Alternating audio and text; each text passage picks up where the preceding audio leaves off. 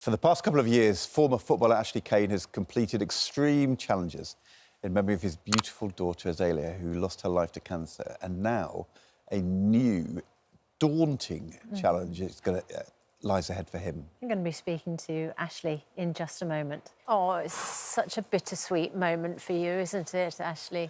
Yeah. I mean, listen, I believe that every child that enters this world is an absolute blessing.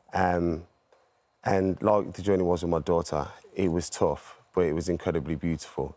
And that's how I believe that this next journey is going to be with my son.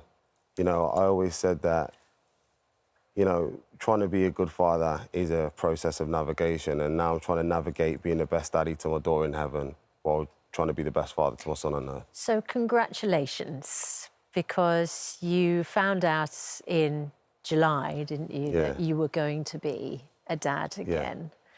And what were your first thoughts when the baby's mum told you? Well, I was a couple of days away from going to the Yukon, so, you know, I was very focused. I was trying to, you know, come back alive, and then I got that news that I was going to be a dad again. You know, it was different to usually finding out that news, because I felt slightly guilty. I felt slightly hurt for Azalyia, and I didn't really expect this to be the case. But very quickly, like I do, I took the responsibility of being a father. I realised that every child's a blessing, and I got myself in the right mind frame and had a long time to think about it in the Yukon to try and be the best person I can be for my son that's going to be coming into this world, and that's what I intend to do. It's a tough thing, isn't it? Because when you are expecting your first child, it's just very exciting and very new. And then but once you kind of suffer loss in the way that you have with Azalia's mum, does it make it harder to feel excited the second time round? I mean, do you feel conflicted all the time about kind of loss as well as opportunity?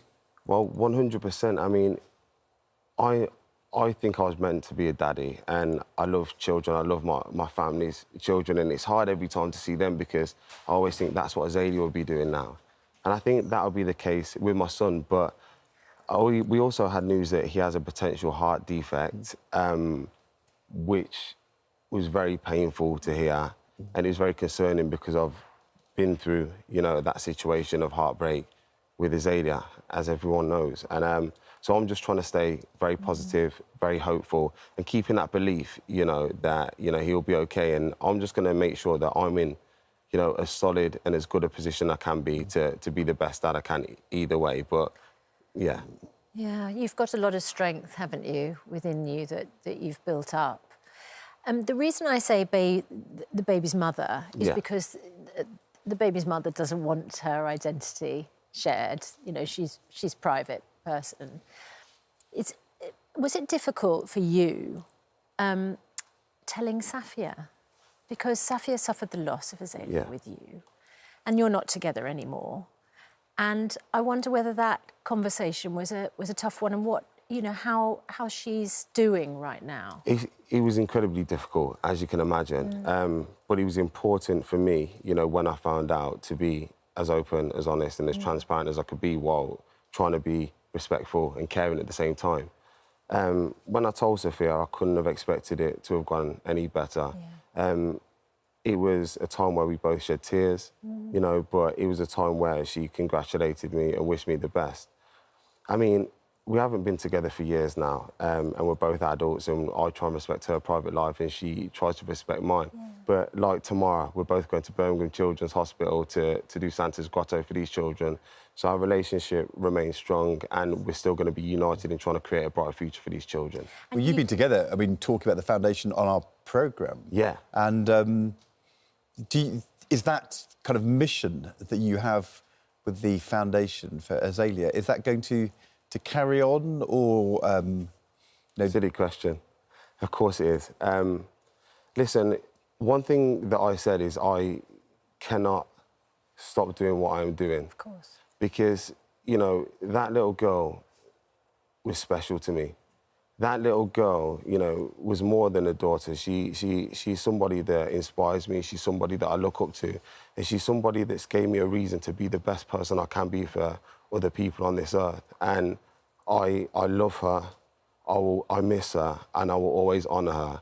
And that mission has to continue because there's still so many children on this earth incredible. that need it. And in fact, you had a conversation, didn't you, with Azaylia? When you found out you were going to be a dad again, you went to speak to her grave. She was the first person I needed to speak to. Wow. I had to go down and tell her straight away. I always envisioned like this incredible relationship that I was going to have with my daughter. It was going to be open, it was going to be honest, I was going to talk to her about anything, she was going to be able to trust and tell me anything. And that hasn't changed for me. I had to tell her because I believe that by talking to her, it will help lift the weight on my shoulders, and by being honest with her, then I would know what the right thing is to do and how the right way is to feel. And as soon as I did speak to her, I did. I believe, you know, she would have been the most incredible big sister. She's strong, she's fearless, and even now, she would always watch over and protect him. Brilliant. And that's the most important thing for me. And did you tell her about your new challenge coming up? The new challenge was actually, when I got back from the Yukon, it was Azaylia's birthday. And so all the family were down there, and I sat there and I was looking at a resting place and I was looking up to the sky, and I said, I need to do something else. And then I said to my brother, I'm gonna run John O'Groats to Land's End, I'm going to cycle Land's End to John O'Groats, and I'm going to kayak John O'Groats to Land's End, 2,800 miles. And everyone started laughing, and I went, I'm going to do it. When I was down there, I picked up some unfathomable, like some crazy amount of strength, and I was like, I need to do something which hasn't been done before in the world, Amazing. Which is going to take a long duration of time, which has the potential to raise a lot of awareness and funds for childhood cancer, and especially our new PhD fund, which we believe is going to have a huge impact for these kids. So that's what I intend to do. And God, it's hard work at the minute trying to prepare and train for it, especially with everything else going on. But I believe that I'll do it because I'm going to start on my daughter's anniversary, which always gives me strength through the sadness. And yeah, hopefully have a big impact and raise a lot of money. Do you know what? Actually, you are such a remarkable person, and you're so good at having conversations which a lot of people would find very, very difficult. And I think it's really inspiring how you have those conversations. And we're talking about that this morning because, of course, 1 million minutes is our campaign to encourage people to talk, to connect, and perhaps have difficult conversations in the wake of things which leave people sometimes feeling broken. I think, you know, any advice that I would give to somebody that's going through loss, or somebody that's supporting somebody that's going through loss, always talk about it. I think, you know, one thing that we miss when we lose somebody is being able to share those memories with others. And I think if you are open and honest with that person and you can share the memories, it keeps the memories alive in our hearts and in our spirits. And one big thing that I do, every time I walk into any environment, I say hello, I ask someone how they are.